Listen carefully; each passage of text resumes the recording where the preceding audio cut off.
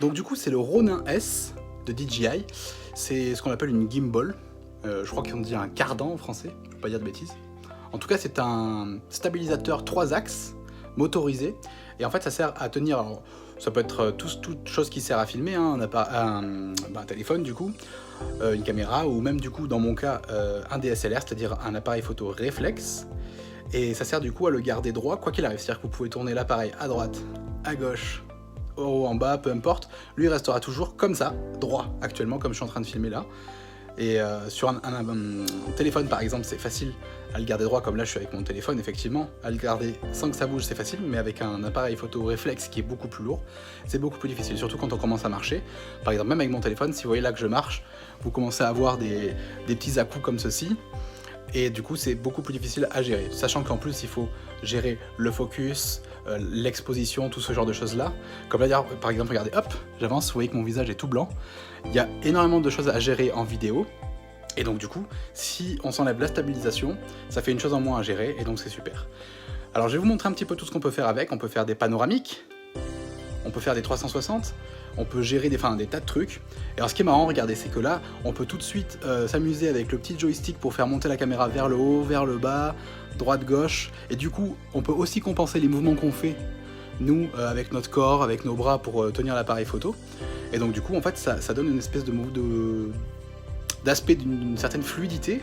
et ça donne ce genre de vidéo, comme vous voyez là, où c'est un effet, je sais pas, smooth, comme on peut dire, en tout cas un effet très fluide, et ça donne vraiment un rendu bien professionnel, comme j'aime, et vous allez voir qu'on va faire des super vidéos. Alors vous l'avez peut-être vu, je vous avais dit, ou je sais plus si je vous l'ai dit d'ailleurs, j'ai aussi acheté des filtres ND. Alors un filtre ND, qu'est-ce que c'est? Alors c'est juste tout simplement une espèce de ce petit rond là que vous voyez en fait, qu'on vient visser sur le devant de l'appareil photo.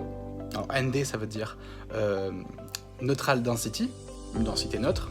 En fait ça veut dire que ça ne vient pas altérer la photo, ça vient juste la rendre plus sombre. Donc il y a des densités différentes, c'est-à-dire qu'il y a des densités qui vont de, si je dis pas de bêtises, de 0 à